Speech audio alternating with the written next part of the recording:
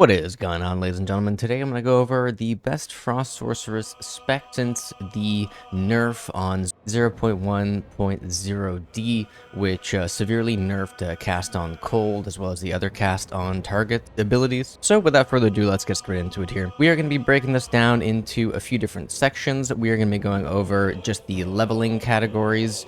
So for example, what do you do in Act 1, Act 2, Act 3? We're also going to be going over passive, stats, and gears, as well as rune, as well as support gems. So the first thing that we're going to be covering here is going to be the passives. All right, so we're going to start out really simple here. You are going to start out with spell damage. You're going to take all of these right here. Skip this for right now. You're going to come back up here. You're going to do this. Take Path of Winter, then Climate, then Elemental Damage. Come back down here. You're going to do the cast speeds. Do not get this yet. You're going to do all of these crit chances. You're going to come here. You're going to go into cold penetration. Then come here, do all of these. Next, you're going to come back down here and you're going to do Path of Flame and Path of Storms. Then you are going to do pure energy. Then you are going to come over here and you are going to do all of these, exploit the elements and damage against ailments. Then you are going to come back up here and you're going to do these crit damage ones. You're going to come here and you are going to do elemental damage over exposure as well as Stormbreaker. Then you're going to come one over to the right. You're going to do freeze buildup on the left. And then you're going to do fire and cold as well as climate change. Come back up to the top here. Then get your socket, your jewel ability here. You're going to do cold damage, do these. Come over one, come over another. You're going to do all of these crit chances ones. You are not going to go into this side of the talent tree here. You're going to skip over one, and you're going to go into this way. You can also get Eldritch Battery. However, you might not want to at this point in time because you are going to be pretty squishy. Come back down here, one here. You're going to do all of these. You are not going to get this one. However, you do not want reduced projectile speed. Now, after you get this, you can go ahead and get another jewel socket. Now, you can go ahead and move one down and get these three right here, which are going to be cast speed, which is going to be pretty good. However, you don't really want to go into here or into here. You maybe want to get these 2 points. However, just putting it into there may not be the best thing. You can then come back down all the way to here, and you can get the increased crit chance ones right here. That would be pretty useful. You don't really want the chaos ones. You can go ahead and do the freeze buildup even more. And then you can come down further and do the crit chance and crit bonus. So it really depends, and you can kind of play around with it a little bit. I haven't quite gotten there yet. I'm only level 66 right now, so I'm still going to kind of play with it. But that is pretty much the general passive build. So just kind of refer back to this as you go along. And here is just kind of the talent tree. Just so you can just kind of screen grab this and pause it for a second, and there you go. Next thing, we're going to be going over into Act 1, so I'm going to be playing some footage here on exactly how I did it. Now, the majority of what you are going to be doing is pretty much just going to be spamming Ice Nova over and over again, especially when you first get it. Just make sure that you have some sort of like spell power damage if you can get it. Otherwise, it's really good, just especially because it freezes on like the second or third hit, and it'll kill on the fourth or fifth hit. So you can pretty much just go through and clear through all the different maps. Now, when you're here at the end of Act 1, you're going to be using your Frost Bomb, then go for the Cold Snap whenever you can. When he does summon adds in, you can pretty easily just avoid them and get around them by just spamming Frost Nova over and over. So you should be pretty good with that. Next, when you get into Act 2, you're pretty much going to be doing the same thing. You're going to be throwing a Frost Bomb, and then you're going to be just using Ice Nova over and over. You're going to be slowing everyone down. You're going to be freezing them. It's going to be pretty easy to just walk through everything. So when you get to the middle of Act 2, your rotation is going to ever so slightly change, and this is going to be around the time that you do your trial for your Ascendancy.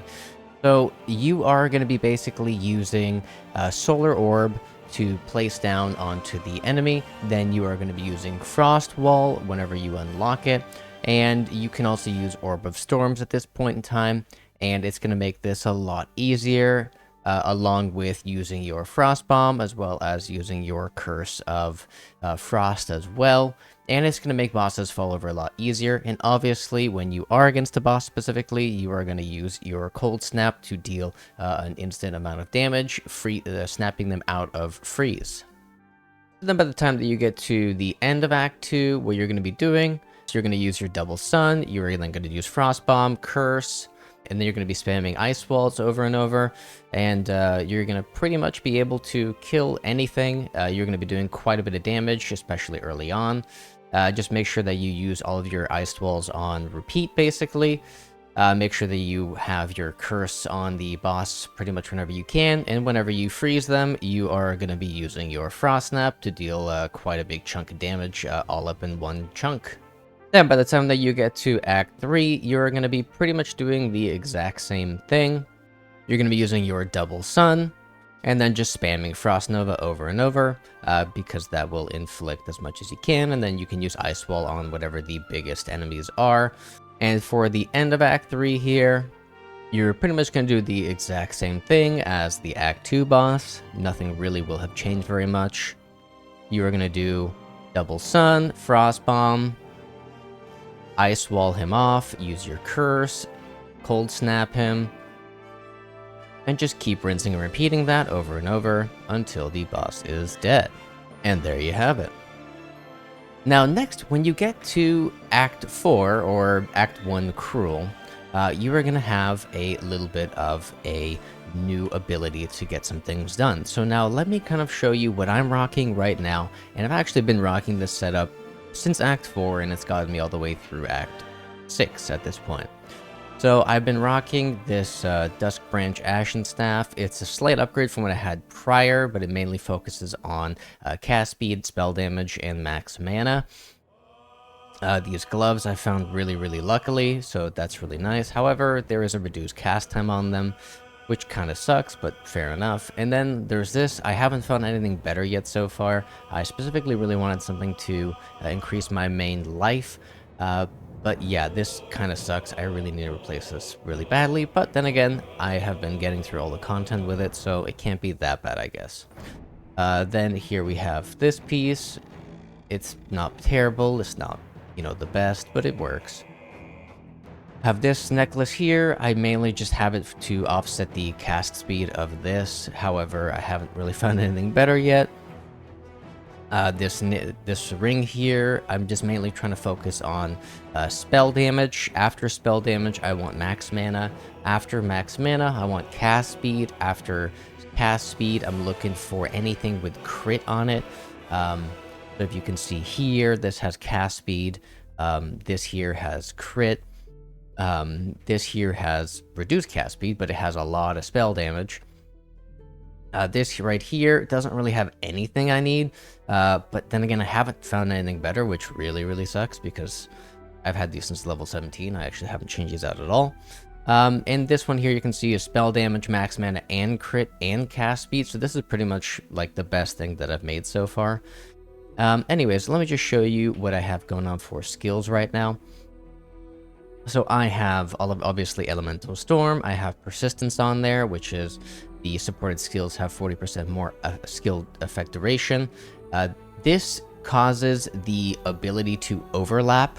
So if it procs twice, I can actually get it to proc twice in one fight and have two separate Elemental Storms then at the same time.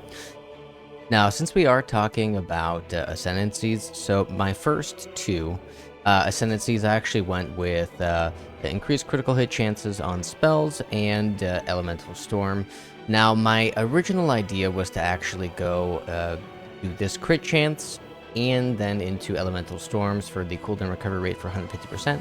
However, I don't know actually if the storm will proc 3 times at one time. I know it will proc 2 times. Maybe it'll proc more consistently as 2 times. However, for the time being, just because I only have 4 Ascendancy points total, I went into Arcane Surge, just for the extra 10% cast speed and the 20% mana regen. Now, I am probably going to be respecking this completely and utterly into these 4 actually here. First, you're going to go into Chill Duration, and then you're going to go into the target can be affected by 2 chills. And then we're going to go to all damage from hits contribute to chill magnitude, and then do the exact same thing for the shocks. Now, the reason being is because if you look here at exploit the elements, you get a 24% increased damage with hits against enemies affected by elemental ailments, which include ignite, chill, freeze, shock, and electrocute.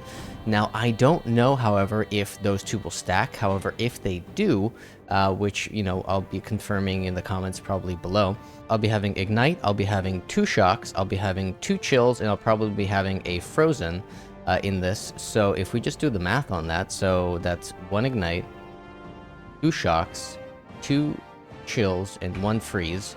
So that is a 6 times multiplier. So that is 6 times 24, which is, you know, 144 increased damage, which is insane if you think about it. So that might actually be the best way of doing it.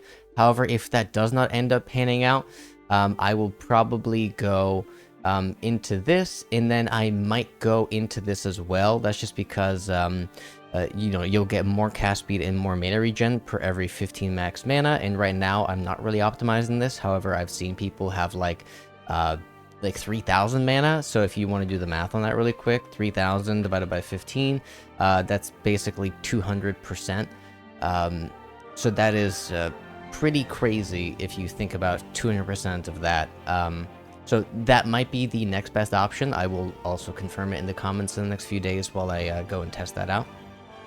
Now, as for Mana Tempest here, now we do also rock Mana Tempest. You are going to have skills empowered by supported skills, deal 50% more damage, and the supported skills have 40% less cost. This will allow you to stay in the Mana Tempest for a little bit longer, because if you look there, it says 30% of mana spend while in Storm is added to the skill's mana cost per second.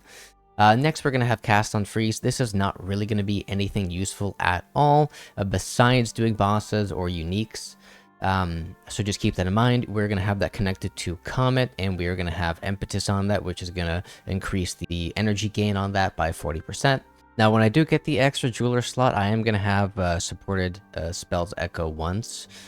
The main reason that we're going to do that is because when it does proc, you want it to really hit hard.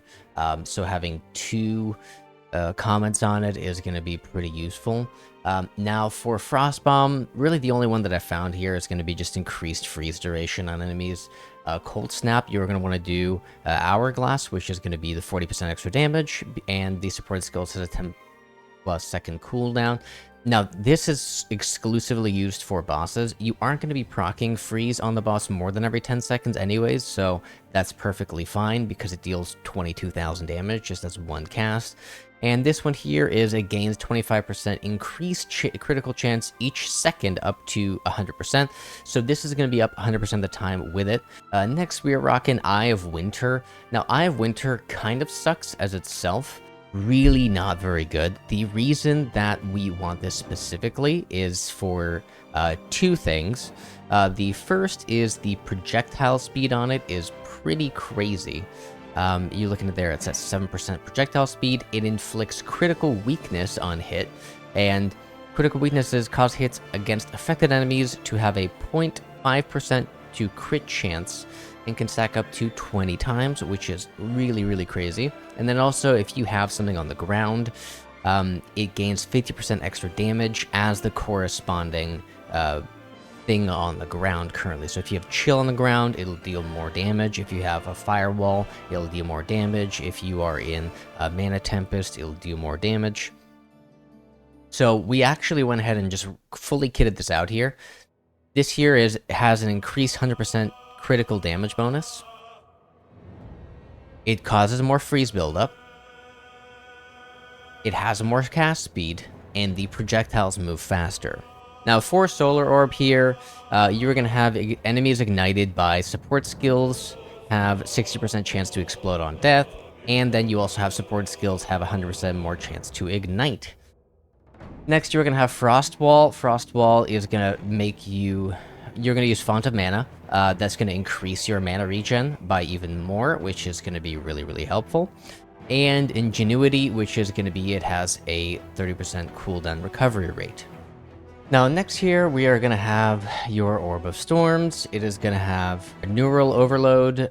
This is mainly just, supported skills electrocute primed enemies on hit. Alright, so that's pretty useful. And then we're obviously going to have Conduction attached to it, which is going to have 100% more chance to shock. And lastly, we are going to have Flame Wall.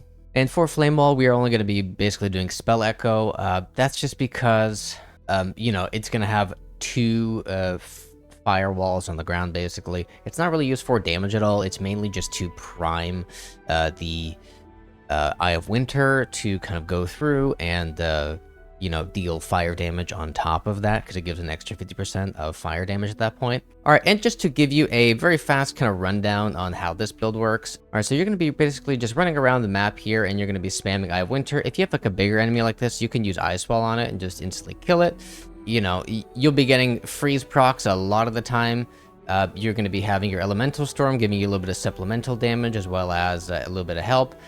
If you kind of start to get overwhelmed, you can put down your Ice Wall and you can just spam your abilities and things will die. Now, do keep in mind, I just died there because this build is extremely, extremely squishy. So it's all about killing the enemies before they kill you. That's the name of the game.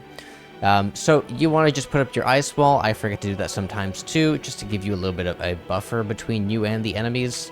It is a pretty simple build. It plays really well. If you want to, you can even lay down your Flame Wall here. And you can see that all of the spikes that are coming back out actually are fiery, and it inflicts Ignite on the enemies, giving us better procs here. And just to kind of show you what it does on one of these things, so you're going to throw down that and just spam. And there you go. Well, if this helped you out at all, please go ahead and, give it a like, give it a subscribe. We're going to be coming out with a lot of other POE content and giving better tips and tricks and, just better guides in general on how to do things. So that's all we got for you guys today. I'm going to keep on playing POE here. I'll catch you guys in the next one. Peace.